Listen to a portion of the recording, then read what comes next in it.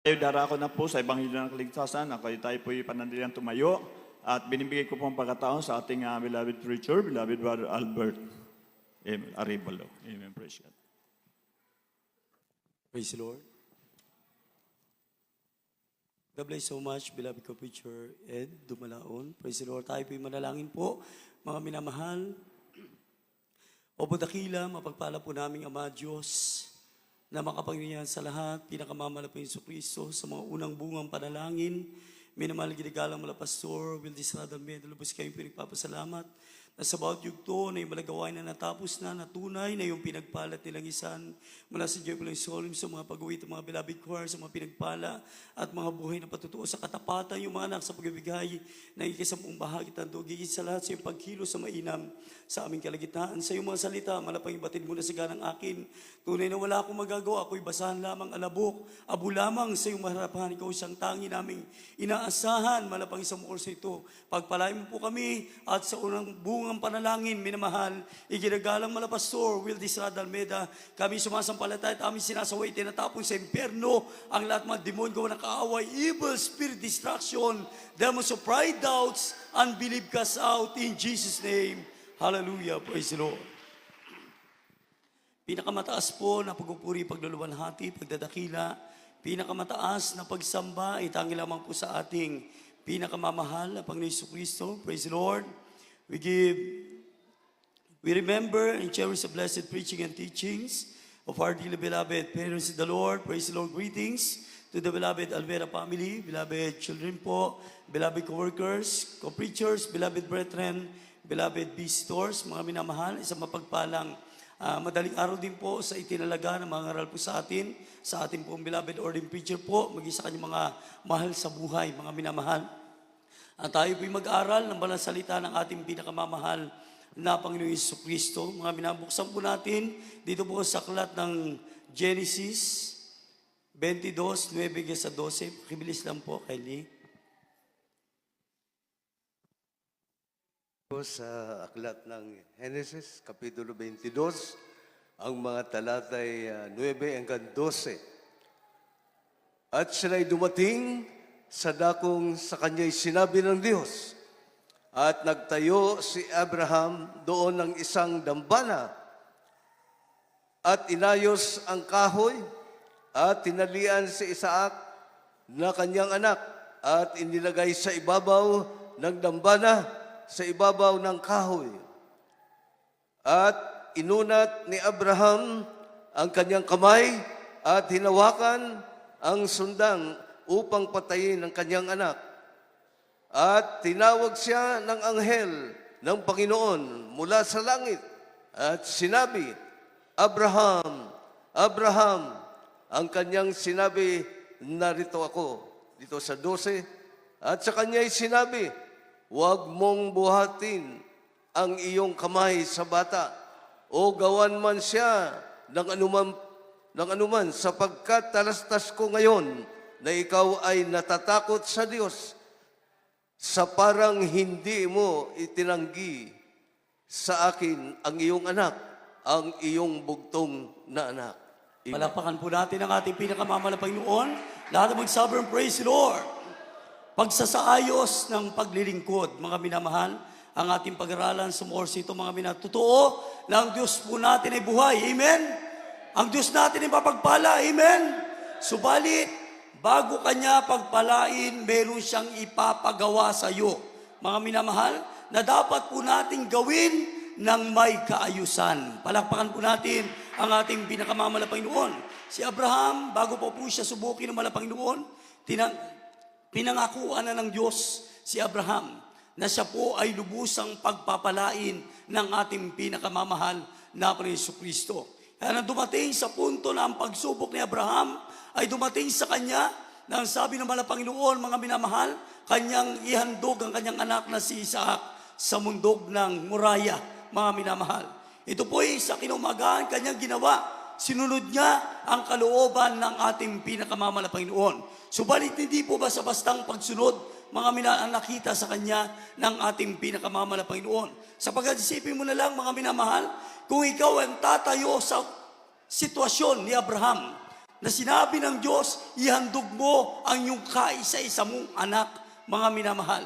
Purihin ang ating pinakamamahal na Panginoon Jesucristo. Magagawa mo ba, mga minamahal, ang ipinagutos ng Diyos kay Abraham na kung na ito po'y nasa ating sitwasyon, ihandog, patayin, ihandog, sunugin, mawala ng buhay ang kanyang anak. Mga minayan ang utos ng ating malapangin. Kung titignan, sadyang napakabigat at masakit sa kalooban ni Abraham ang ipinagutos sa kanya ng ating pinakamamalapangin noon. Subalit si Abraham, punong-puno ng panampalataya at pagsunod sa kalooban ng ating pinakamamahal na Panginoon Jesucristo. Lahat magsabi ng Praise the Lord! Alam po natin na sa salitang pagsunod, si Abraham ay kinalugdan ng ating mabait na Diyos. Subalit si Abraham ay hindi lamang basta sumunod. Ang kanyang pagsunod na nakita ng ating mabait na Diyos, maayos na pagsunod, mga minamahal. Sa pag-iisipin mo na lang, mga minamahal, alam ni Abraham kung sino ang kanyang ihandog, yung kanyang kaisa-isang anak na si Isaac. Dala ang panggatong, dala ang apoy, mga minamahal. Alam niya kung ano ang kanyang gagawin. Kung ikaw na sitwasyon ni Abraham, alam mo yung gagawin. Ang iyong anak ang pinahandog ng Panginoon at after mo siyang patayin, siya yung susunugin. Kaya nga may dalang gatong, mga minamahal. Tignan po natin mga sabi ng Biblia na atin nabasa at sila'y dumating sa dakong kanyang sinabi ng Diyos. At nagdayo si Abraham doon ng isang dambana at inayos ang kahoy, mga minamahal. Praise the Lord, kung walang pagsunod si Abraham, sa gatong pa lang, hindi niya gagawing ayusin yung pagsisilaban ng kanyang anak. Pag ikaw'y magluto, mga minamahal, kung kaldero ang iyong gagamitin, paano mong isasaayos ang panggatong? Pabilog, dahil yun ang ilulutuin.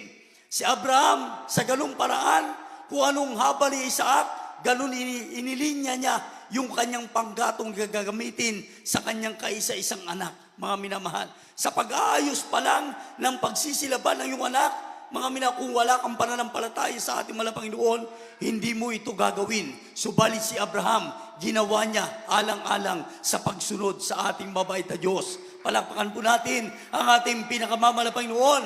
Lalo magsabi, praise the Lord! Maraming inutusan ng Panginoon, tulad si Saul, inutusan niya na ubusin ang lahi ng mga Amalesita, mga minamahal. Subalit anong ginawa ni Saul? Bagamat siya ay sumunod, mga minamahal, subalit taliwas ay pinag-utos sa kanya ng ating Panginoon, sapagkat pinanghinayangan niya ang haring si Agag, mga minamahal. At kaya hindi po, mga minamahal, yung mga tinatangkilik na ito na hindi kinalugdan ng ating mabait na Diyos. Si Jonas, inutusan din ng ating Panginoon, bagamat siya ay sumunod, subalit sa una, siya po ay tumakas sa pagsunod sa kalooban ng ating Panginoon. Subalit kung ibabalik po natin sa sitwasyon ni Abraham, si Abraham, maayos niyang sinunod ang kalooban ng ating mabait na Diyos. Palakpakan po natin ang ating pinakamamalampanginoon. Bago ang pagpapala, may ipapagawa ang Diyos. Gusto niya na kapag ginawa natin ang ipinagutos niya sa atin, gusto ng Diyos maayos, mga minamahal. Katulad ng kapag ikaw ay nag-utos ng isang bagay, kung ikaw ay nagtatrabaho, meron ka mga kasamahan na sa trabaho, mas ahead ka sa kanila, mag-uutos ka. Hindi mo lang basta titignan yung ipinagutos mo sa kanila. Ang titignan mo sa kanilang pagsunod, maayos ba nilang ginawa yung iniutos mo para sa kanila. Palakpakan po natin ang ating Panginoon. Lalo magsabi ng praise the Lord. Lalo magsabi ng hallelujah. Nakasalalay sa maayos sa pagsunod ng bawat mananampalataya. Ang pagtatagumpay, ang pagliligtas at pagpapala ng ating mabait na Diyos. Tulad niya, nagdaos po tayo ng mga krusada, barangay crusade sa dako ng Giginto, krusada sa dako ng Bustos, mga minamahal. Lahat tayo may mga gampanin. Lahat tayo ay mga tungkulin para sa gawain ng Panginoon. Ang tanong, paano nating sinunod ang ating mabait na Diyos? Maayos ba o hindi nakalugod sa harap ng ating mabait na Diyos? Palakpakan po natin ang ating Panginoon. Tayo na po nakakalam niyan sa ating sarili. Paano natin sinunod ang ating mabait na Diyos? Ang simpleng salita, ang simpleng instruction, pag hindi natin sinunod ng may kaayusan, ang Diyos ay hindi nalulugod para sa atin. Palakpakan po natin ang ating pinakamamahal na Panginoon. Lahat na magsabi ng praise the Lord. Lahat na magsabi ng hallelujah. Purihin ang ating pinakamamahal na Panginoon. Lahat ng bagay gusto ng Diyos may kaayusan. Lahat ng bagay gusto ng ating mahal na Panginoon ay pinag-uutos sa atin, lahat maayos. Mga minamahal, ayaw ng Diyos, mga minamahal, ng baluktot, ayaw ng Diyos ng sarili natin ang masusunod. Gusto ng ating mabait na Diyos na ka-inline tayo sa pagsunod sa ating mahal Panginoon. Palakpakan po natin ang ating mahal Panginoon. Lahat na magsabi ng praise the Lord. Dito po tayo mga minamahal sa kay Propeta Elias, mga minamahal. Bago tumugon ang ating mabait na Diyos sa panalangin, kinakailangan maayos din ang panalangin. Amen? Lahat na magsabi ng praise the Lord. Wala namang Kristiyanong pupunta rito at wala kang daing, wala kang panalangin sa ating mahal Panginoon. Amen? Lahat meron pong panalangin sa ating mahal Panginoon. Lahat gusto natin, tugunin tayo ng ating mabait na Diyos. Pero ang titignan ng Diyos, paano nating iniayos ang ating panalangin, pag-ipag-ugnay para sa ating pinakamamahal na Panginoon Jesucristo. Mga minamahal, basahin po natin dito po sa Aklat ng Unang Hari, Kapitulo po 18, 30, 33, italon po na sa 36 hanggang 38. Kaya po pakibilis lang.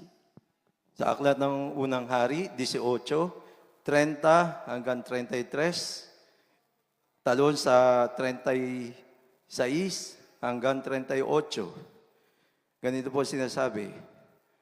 At sinabi ni Elias sa buong bayan, lumapit kayo sa akin, at ang buong bayan ay lumapit sa kanya, at kanyang inayos ang dambana ng Panginoon na nabaksak. At kumuha si Elias ng 12 bato, ayon sa bilang ng mga lipi ng mga anak ni Jacob. Nasa kanya ang salita ng Panginoon ay dumating na sinasabi, Israel, magiging iyong pangalan. At sa pamamagitan ng mga bato, ay kanyang itinayo ang dambana sa pangalan ng Panginoon. At kanyang nilagyan ng hukay sa palibot ng dambana, na laki ay kasisidlan ng 2 takal na binhi. At kanyang inalagay ang kahoy na maayos at kinatay ang baka at ipinatong sa kahoy.